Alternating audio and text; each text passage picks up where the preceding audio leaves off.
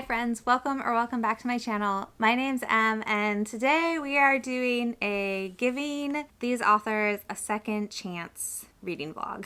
Is that what it's called? I think those are the right words. I don't think I put them in the right order, but you get the idea. So I have 3 authors who have brand new books out or about to come out who I have previously either DNF'd or given their books a low rating. These are authors that I would like to try again. The books I'll be reading in this vlog are Second Chances in Newport Stephen by TJ Alexander. This doesn't come out until December. It is a Christmas romance. I DNF'd Chef's Kiss for multiple reasons. Primary reason being that I found the main character to be the worst. Just absolutely insufferable. And it was first person single POV. So I had no choice but to be in her head the whole time. And I hated every second of it. And I am begging romance authors, if you are going to make one of the love interests insufferable at the beginning, you gotta give me another POV. You gotta give me the POV of the other love interest so that I have someone to like. If I just hate one of them, I'm not gonna finish it. So anyways, I wanna like their books. So I am gonna try this one. It is technically October, but I have been weirdly in a winter / Christmas reading mood, which I'm not normally like a holiday romance person, but maybe it's because I've been trying to read them into December and that's not the right time for me. So I'm gonna read it now and we're gonna see how it goes. Fingers crossed I like it. The other one I'm gonna try to read from is Ava Reed. I read The Wolf and the something. See, it was so long ago that I don't even remember what it's called. The Wolf and the Woodsman? Is that what it's called? I feel like it's called The Wolf and the Woodsman. Anyways, I thought it was just fine. It didn't do anything for me. And if I remember correctly, there's a romance, and I didn't feel like the romance was earned. And it just wasn't for me. And so I got both Juniper and Thorn and A Study in Drowning from the library. I asked on my Instagram stories which one I should read, and Study in Drowning was the very obvious winner. Like, it was not even a question. It had like 80% of the votes. This is her newest book. It's YA. I believe it is dark academia and has a little bit of a romance. I'm nervous. And then the last one I don't have a physical copy of yet, but I do have access to the audiobook, and that is going to be Starling House by Alex E. Harrow. Alex E. Harrow is a little bit of a cheat because I have read almost all of her books, but I have a very hit or miss history with her. I did not like 10,000 Doors of January. I think I gave it like 2, maybe 2.5 stars. I loved A Spindle Splintered.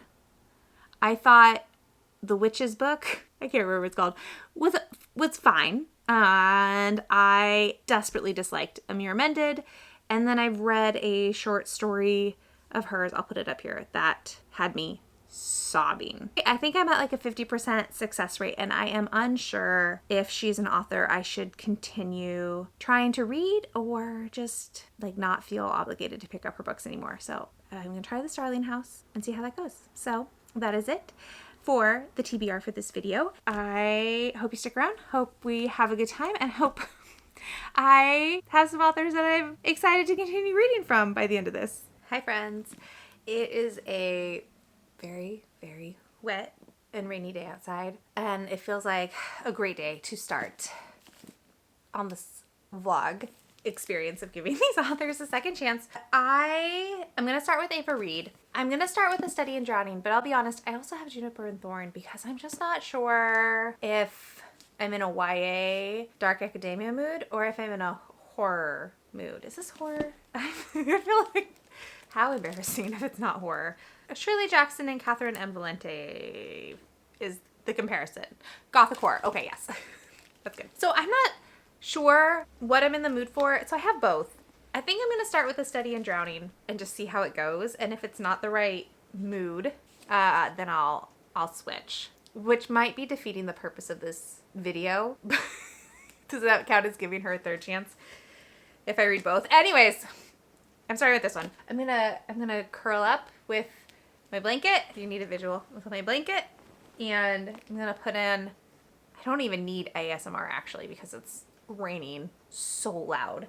And then I have a friend who owns a restaurant, and I had dinner there last night, and I took a cheese Danish home for today that I took a bite out of last night because I couldn't control myself. Anyway, so I'm gonna have my cheese Danish. I'm gonna read some dark academia and get this video going.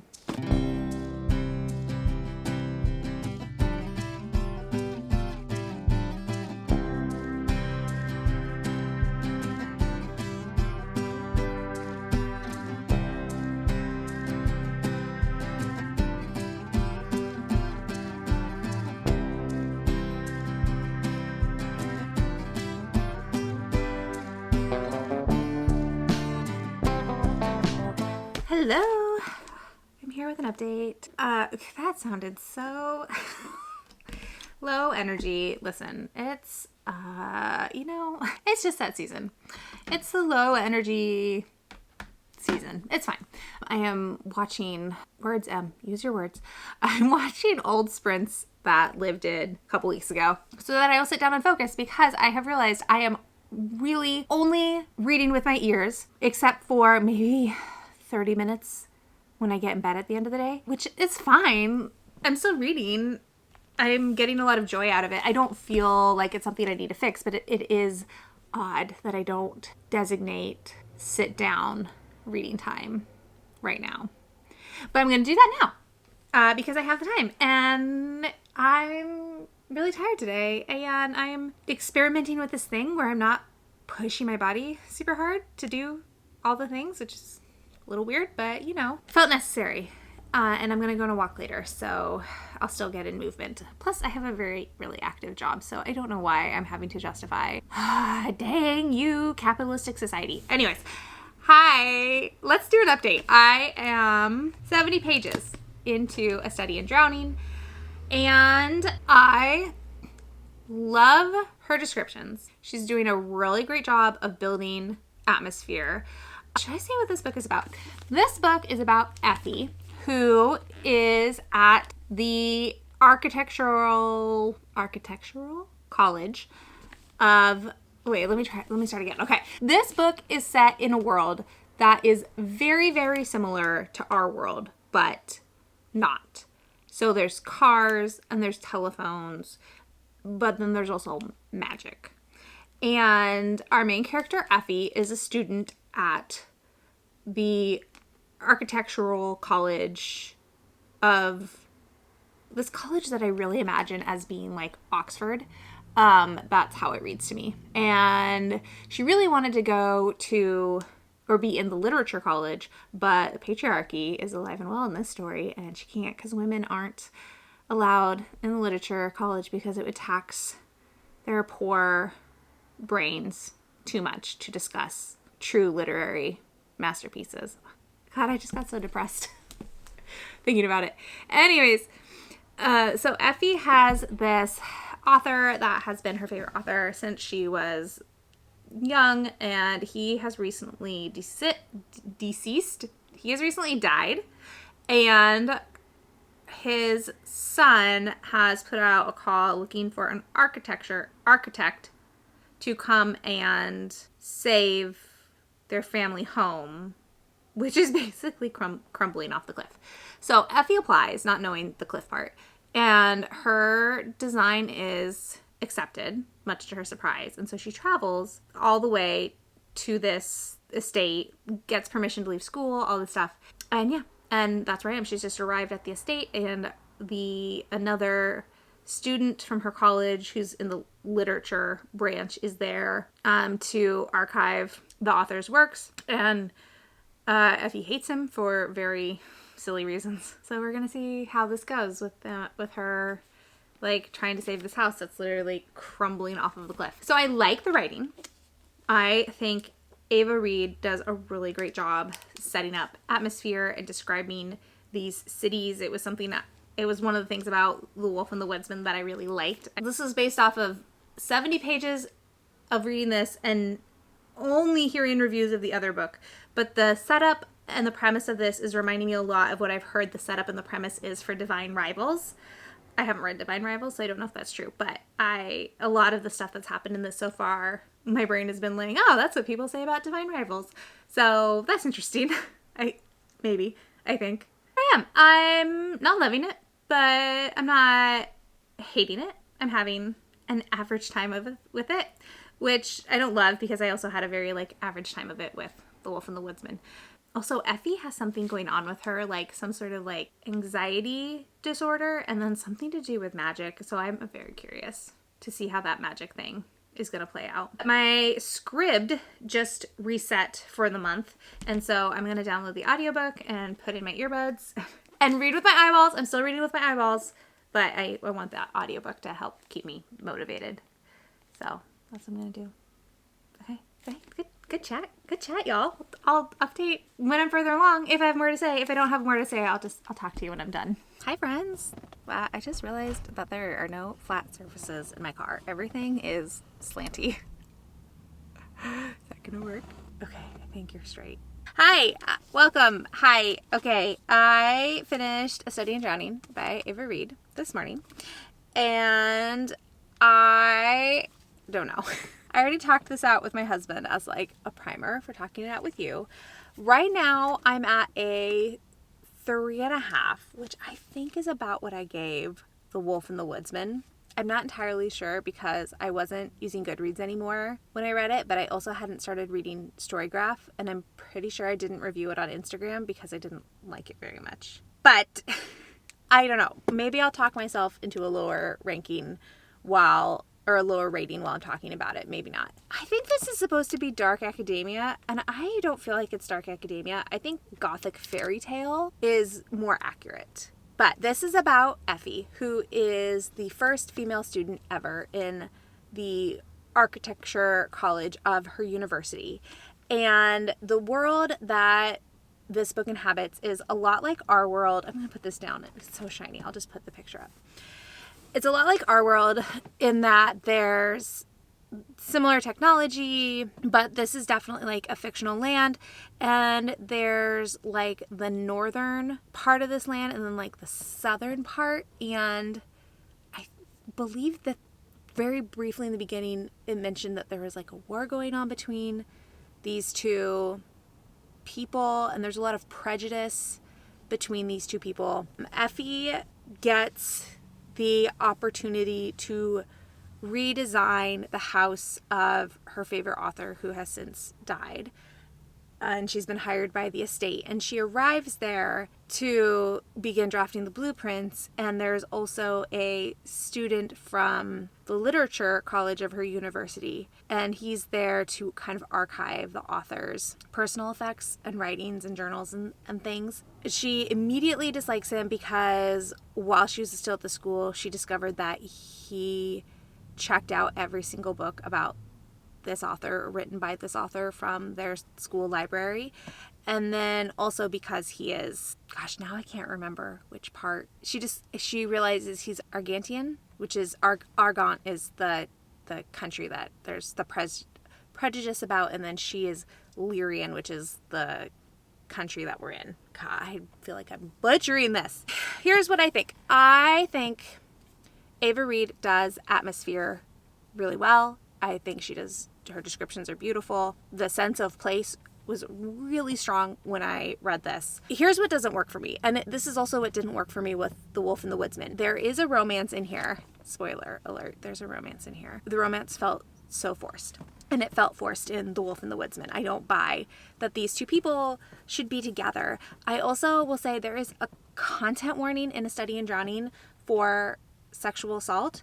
This is not the book's fault, but this is the 5th book I have read in a really short amount of time where the main female protagonist is constantly fending off unwanted sexual advances. Constantly. Again, not the book's fault that it's fallen into that lineup, but personally as a reader, I am exhausted by this common thread in what I've been picking up lately. The love interest is the only man who is able to control himself around her. Which, like, yeah, I'd fall in love with him too.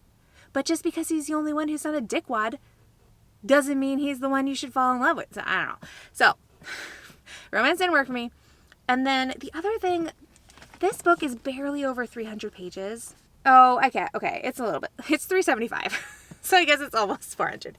But it felt like a slog. I'm also rereading Legendborn right now, which is considerably, it's considerably chunkier. And this, it's also a reread, but I don't know. Like, this felt like so much work to read in some places and felt like I was having to drag my feet through mud to read this. And I don't know why it felt like so much work. So at the end of the day, I'm not sure. Like, a 3.5 rating, that's not a bad rating. Like, I think the writing is good. I liked the fairy tale aspect. I will say the reveal was super predictable. I called it in my head really early on. So, like, if you're looking for a book that does something different, this is not, it's still so shiny. That book is not it for that. So I don't know.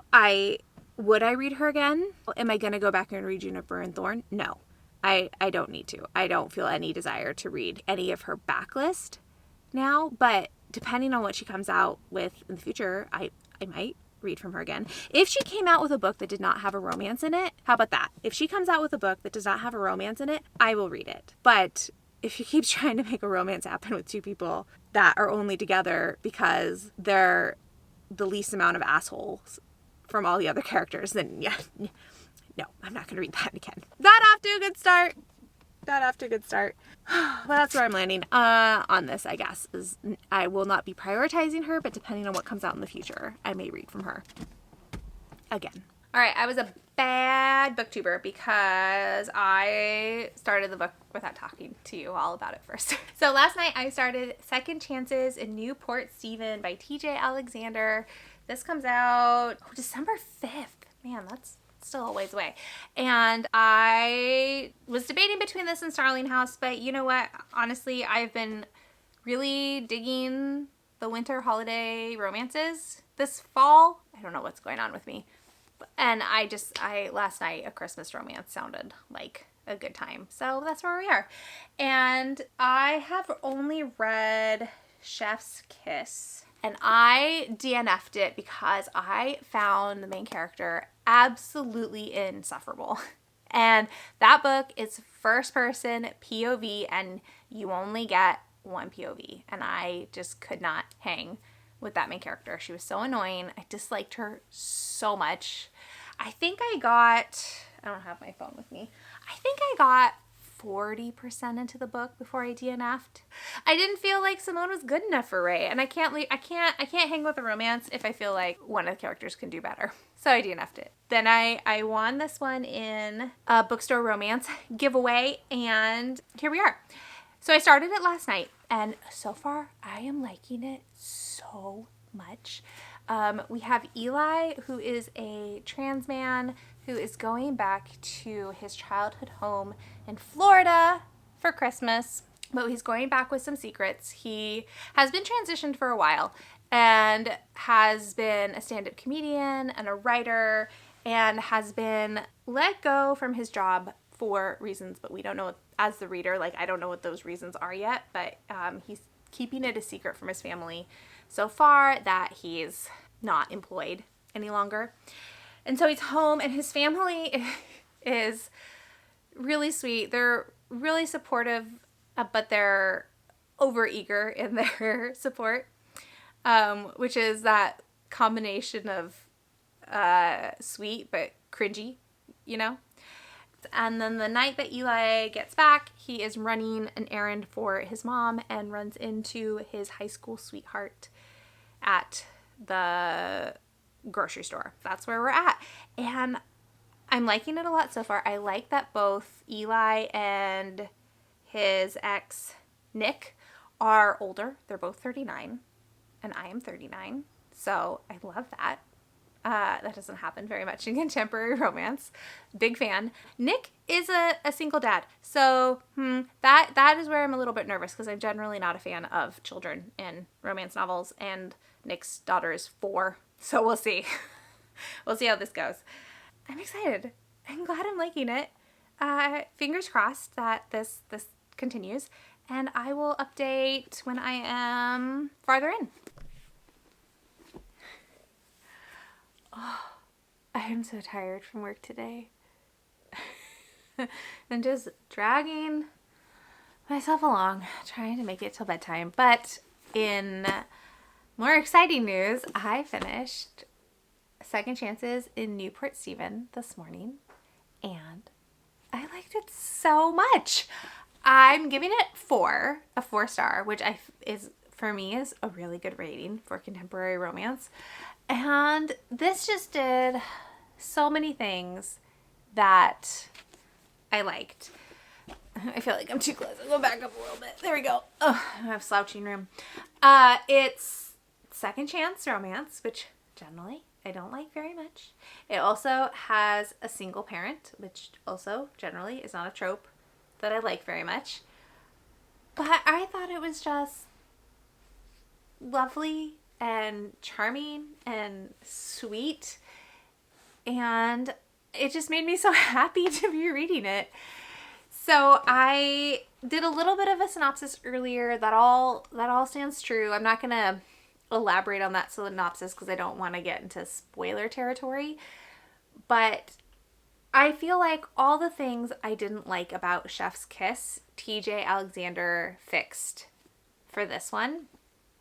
And I haven't read Chef's Choice, which is the companion to Chef's Kiss. So I don't know if TJ Alexander, like if I would like that one better or not. I don't know. But for this one, it's dual POV. Thank goodness. I love dual POV. Both love interests are lovely and wonderful, and being with them was a delight. I was so happy in both perspectives. Like I wasn't wishing we were back in the other person's perspective. I mentioned this earlier, but I like that both of our protagonists are older. They're both 39. I like that we get a journey of realizing aspects to your identity later in life. I like that we're normalizing that you do not have your shit together when you're almost 40, and that's okay, and that's normal, and it's fine.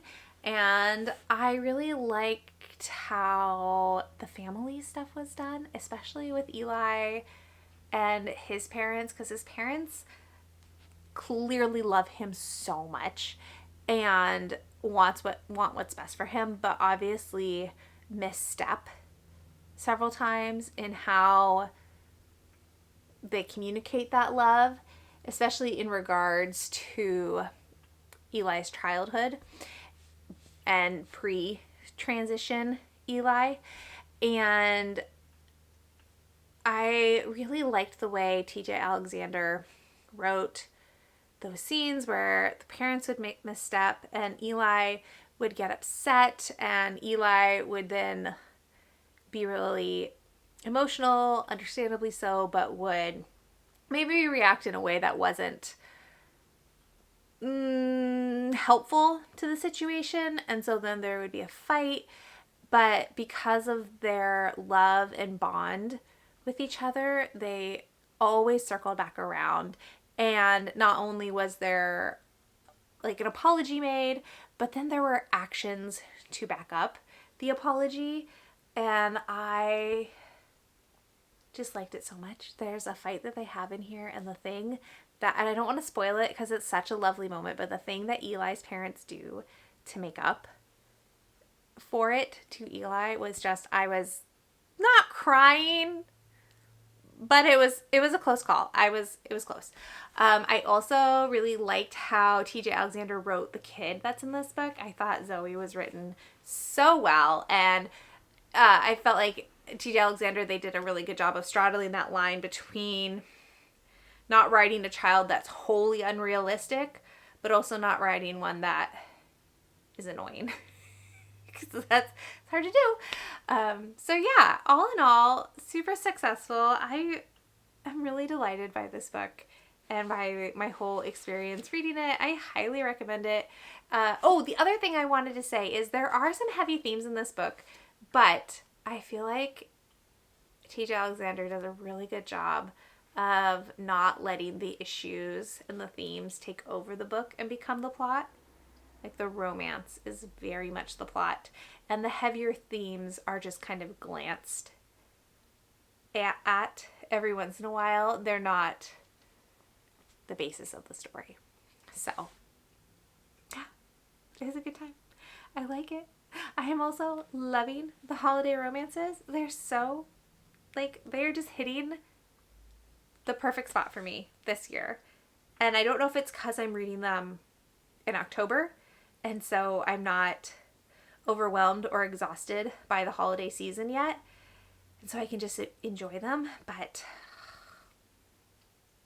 it's just, it's so lovely. I like it so much. Anyways, this comes out December 5th.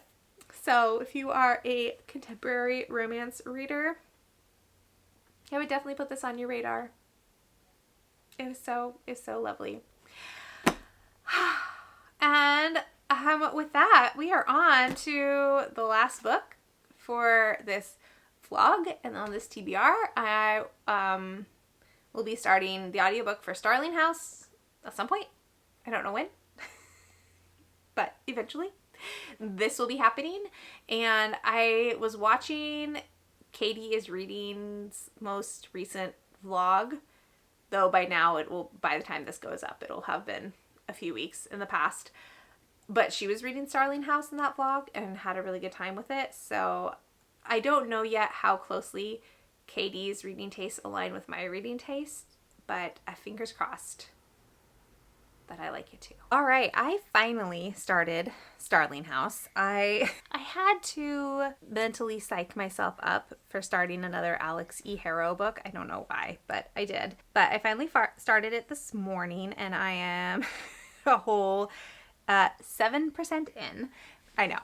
So impressive. But I'm just kind of reading it in the margins of all the other reading I have going on at the moment. And I'm listening to it exclusively on audio because I am still on hold for a physical copy from the library, and I don't know how long I'm going to be on hold for. I've been on hold for forever. So clearly this book is majorly in demand. But this is about Opal, and Opal has lived in this small town for a really long time and doesn't really fit in. And her mom has died, and so Opal is in charge of taking care of her younger brother, who I think is in high school.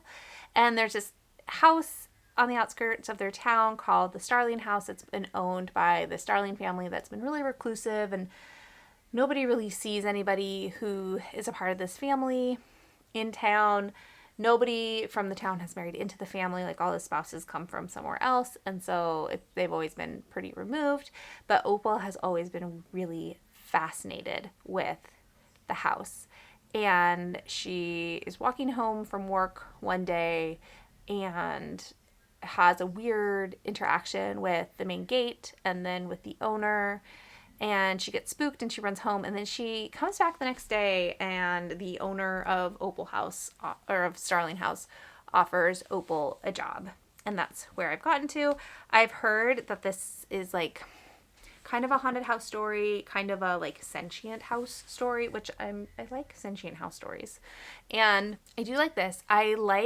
There's this really interesting thing, and I would love to get my hands on a physical copy because I'm curious to how this is structured on the page. But it's not first person, but you are really close in Opal's perspective.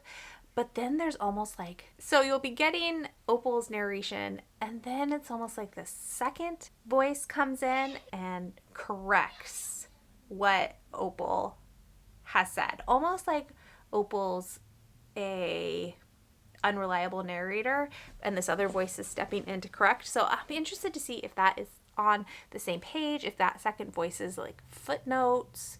I mean, in the narration, it's all Natalie Naudus. Like, there's not a second narrator, but the tone of voice changes. So I'm intrigued. I do love footnotes though, so we'll see. Also, I have book mail, which I partially opened already to make it easier on myself.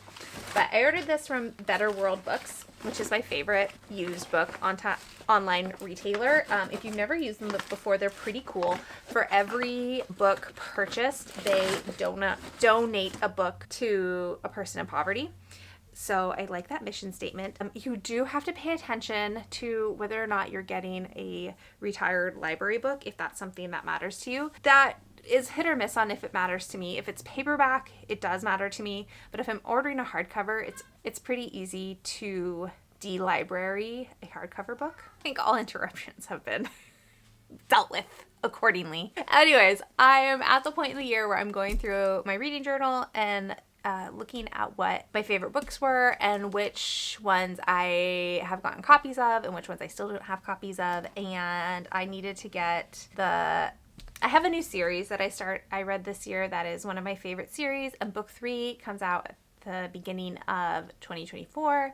And I had already got book 1, but I hadn't gotten book 2 yet, and it just arrived, and it's super shiny, but I got The Scratch Daughters by H.A. Clark. This is a YA fantasy series, and I just love it so much, and this is an old library copy, but like I said, these are real easy to de-library, so I'm so excited to add it to my collection, and I'm so excited for book 3.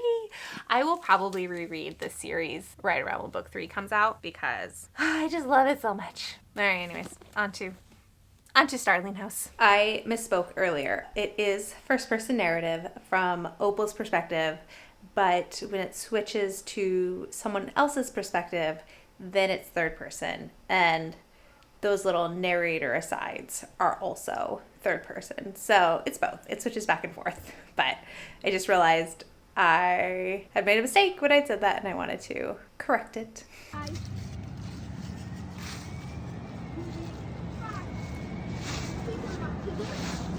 What? Of course they locked the door.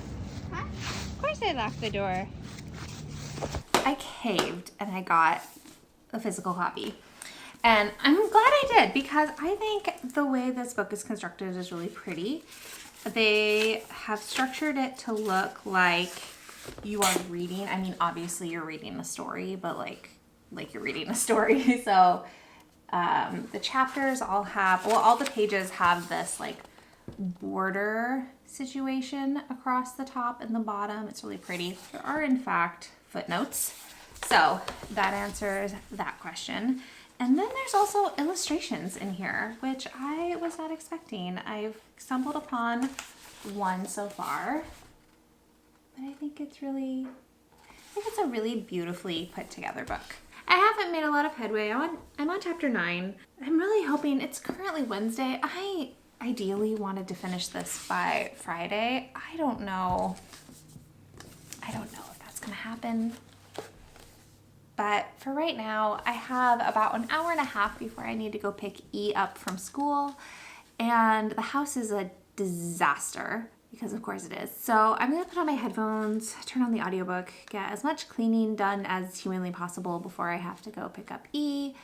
And hopefully I'll make some decent progress, because it's not a chunky book. I feel like the audiobook looks like a little long for how slim this book is. I mean, I guess the print is maybe on the smallish side. I don't know. But the audiobook is 12 hours, and I don't feel like this looks like a 12-hour book, but what do I know? But yeah, that's the plan. I'm gonna keep going, and I am liking it so far. This might be, I think this is where Alexi Harrow writing works really well for me, where it's got the kind of heroine that I like from her. Like, I think Opal is really similar to What's Her Bucket from A Spindled Splintered. They have a similar protective layer over themselves to, protect themselves from being hurt or left behind, and like have a similar sarcasm and dry humor, and I really love A Spindle Splintered. I did not care for A Mirror Mended because I felt like she was telling the same story as she told in A Spindle Splintered. Anyways, we're not here to talk about that. I'm not gonna rant. Opal has a lot of really similar characteristics to the main character in A Spindle Splintered, and I like that. And then it's got the atmosphere that I really liked from Once and Future Witches. So far a combination. The house has not really started being spooky yet though. So I'm gonna need that to start happening here pretty quick. All right, now I'm just procrastinating cleaning. I gotta go get on it.